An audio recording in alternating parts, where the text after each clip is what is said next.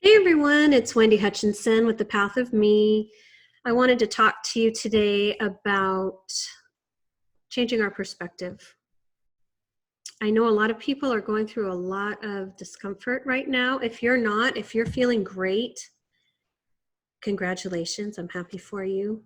But I know a lot of people are struggling, and I wanted to get on and offer some support and give you some tools on how to deal with the emotional trauma or discomfort that you're feeling inside.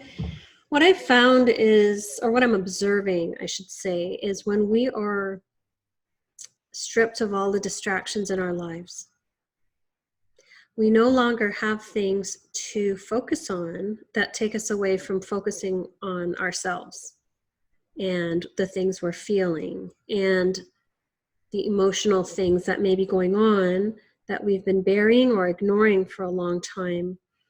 Those things start to bubble to the surface because all of a sudden we have time and space to process them. We're not rushing off to work. We're working from home. We're not able to go out and run to the mall and distract ourselves with a movie or shopping or drinking or whatever it is we use to numb ourselves and kind of suppress our feelings. So what's happening is we're with our families 24/7. So that obviously can be triggering, right? But also we're with ourselves. So it can create a lot of discomfort internally. And I wanted to just address that. And the first thing I want to talk about is changing our perspective around what's happening. A lot of people are going into fear.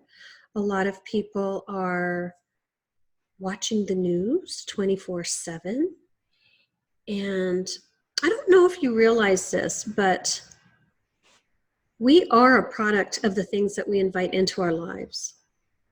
So if you are watching the news constantly, it's just on in the background, you're basically subliminally programming your mind to attach to fear. Because if you actually step back and detach and notice what the majority of the news stories are about, they incite fear. Yes, I have no doubt that people are dying of the coronavirus. I know it's very serious, that we need to take precautions to be safe, to keep our families safe, to keep the elderly safe and the at-risk population safe by wearing our masks, following the instructions to stay home, and living with the restrictions that are being placed on us. However, I'm encouraging you to turn the news off because a lot of it is the same information hour after hour, day after day. I think it's healthy to be informed and perhaps create a limited amount of time where you take in the news for the day, but it's really not necessary to hear the numbers and hear the conflicts and the constant criticisms being thrown around at the people who are trying to come up with solutions. So my first suggestion is to perhaps limit your intake of the news and also use discernment as to what you are receiving, because there's so much information out there. It's so hard, to really know what the true numbers are, what the truth is about the virus. But I'm asking us all to be, I'm just saying maybe be reasonable in what you're inviting in to your everyday life. Because what happens is when you hear something, maybe for 10 minutes, you just take it in and you're like, okay, this is happening and these are the facts. But what happens when you start to attach emotion to what you're receiving as far as information? So let's say you're watching the news 10 hours a day. All of a sudden, that news and those facts start to percolate and infiltrate our psyche. And as they do, things get triggered within us. You know, we may have a lot of fear if you know, we have elderly parents, or if we have children, or we have fear for ourselves getting it and dying, and then what's going to happen. You know, fear is really a tricky emotion, because it basically is attaching to something that has not yet happened. Fear is the attachment and emotion connected to something that has not yet happened, probably will not happen, yet we kind of grab hold of it like bulldogs and we don't let it go. And as we pour energy into it, the emotions that are triggered and the level of intensity grows and magnifies and grows and magnifies. What we feed grows.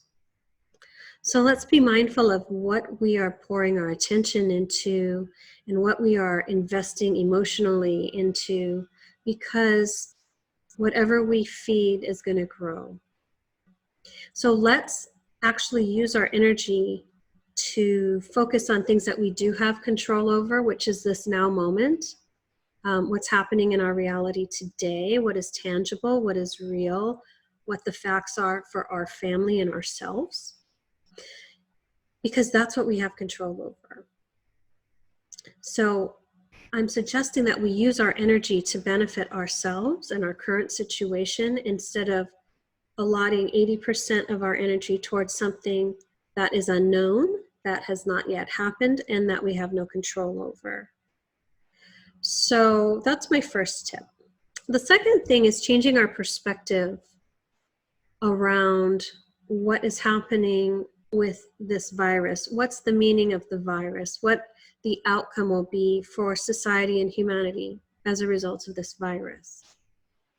This virus is far more than meets the eye.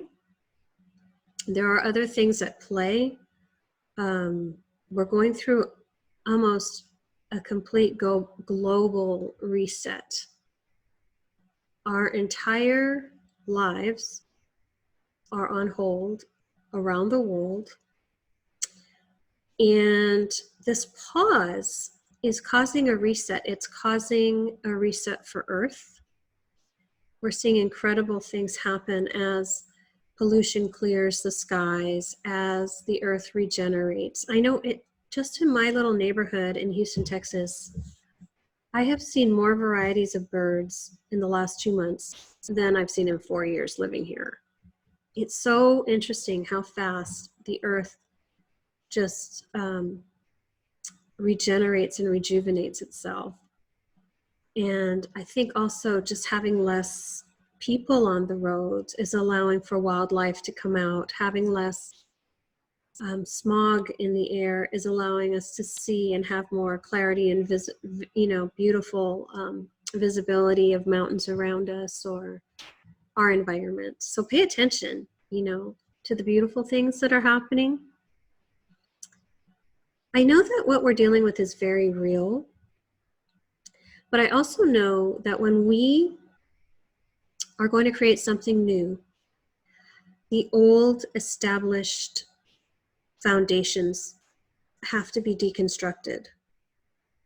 And sometimes it takes something really powerful like a global pandemic to create that reset and to allow us to reevaluate what's really important to us, where our values lie, maybe reevaluate ourselves and our relationship with ourselves. Maybe we've been doing things that we don't align with anymore. Maybe we're with people we don't align with anymore. Maybe we have been lying to ourselves about our habits and behaviors that don't serve us. And now, all of a sudden, I saw this meme that said, I thought I was a social drinker and now I realize I'm not. It's like a far greater problem. All of a sudden we're forced to actually look at our stuff. And that can be very uncomfortable. But I'm encouraging you all to really look at this as an opportunity for us to rise stronger and create a better reality for us. Perhaps we'll see some innovation and changes to our healthcare system, perhaps to our financial institutions, the way we run businesses, our political system may change. Because when we go through these tragedies, or challenges, I should say, I mean, it's a tragedy if someone you know has lost their life. It's an absolute tragedy. But what happens is we're given an opportunity to really see objectively what is working and what is not working in our lives and in our government and in our established systems, and then create innovation and change. So my perspective is this is an opportunity and complete reset for all of us globally,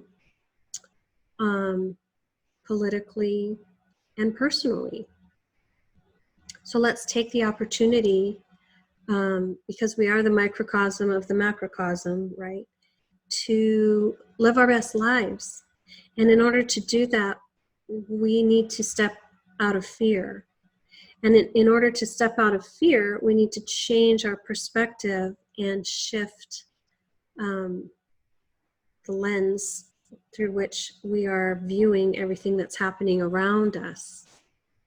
So I thought I'd offer that perspective, so maybe you could consider it, understand that all the energy you're pouring into fear is not benefiting you and not allowing you to show up as your highest and best for the people around you or for yourself, because that energy just grows and it translates into stress, and maybe you're overreacting to things happening with your children or situations with loved ones because you're not managing your stress. It's so important right now for us to come back into alignment with ourselves, calm down, ground, breathe, center yourself, and ask yourself what's really important.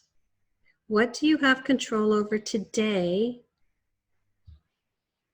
And what can you focus on that is going to help you to elevate and show up as a higher and better version of you, versus feeding this fear and allowing it to suck you down? Because fear is a lower vibrational energy. Depression, anger, jealousy, all of those are lower vibrational energies. And what happens is when you hook in to those, you start spiraling down. It's a downward spiral. And the deeper you go, the harder it is to pull yourself out of it. So you have a choice, right? You have a choice whether you're going to attach and hook in to the lower vibrational energies of fear, anger, depression, jealousy, or can you shift the lens and try to find the silver linings in this situation? So for me, I'm all about the silver linings, and I'm always trying to ascend. So I'm always trying to focus my attention on, first of all, what I can control versus what I can't control, and hooking into something that's going to elevate me. So I'm choosing to look at this as an opportunity for us to heal our inner wounds and look at ourselves. We're given permission and the space and time to take care of ourselves and our families. And what that looks like is spending quality time together. It looks like exercise. It looks like connecting with love to people we care about. It looks like inviting in things that are healthy for our mindset. And also stepping back and looking at the bigger picture and understanding that in order to have something new created, we have to deconstruct the existing paradigms and the existing outdated, established systems and programs and structures in our lives. And it can create a lot of discomfort when we break things down. There's always discomfort in the destruction or deconstruction of anything, right? It's kind of like a building needs to be detonated and destroyed and the rubble taken away before you could build something new and beautiful in its place. So let's take this opportunity to, if you feel called to, I mean, if you enjoy being in fear and not feeling great, that's, you know, something that you're welcome to do. Everybody has to choose how they're going to respond to this situation. But I want you all to know that it is a personal choice, and you do have a choice to change your mind. But I'm encouraging you all to focus on gratitude, on what is going right in your life. Choose to focus on things that you have control over in this now moment, which pretty much boils down to how you're responding to the situation in your home, in your life, in your reality right now. And then trying to find the silver linings, you know, try to connect and invest in the things that are going to elevate us, whether that's showing up for someone in your life, doing an act of kindness, reaching out and checking in on friends, honoring yourself, honoring your family, opening your heart, you know, showing up with love for people, and doing your best to live your best life every day. I think that's the most important thing, is that we just do our best. You know, some days are better than others, and these are trying times for a lot of people. So anyway, if you can think about that, and if it feels resonant, maybe give it a try. Because, okay, give it a try. If it doesn't work, go back to the old mindset. Everybody has a right to do that, right? But it's not going to hurt to give it a try and give some thought to what I'm saying here. So anyway, I hope you all have a great day wherever you are, and thank you so much for tuning in. I'll talk to y'all later, okay? Bye.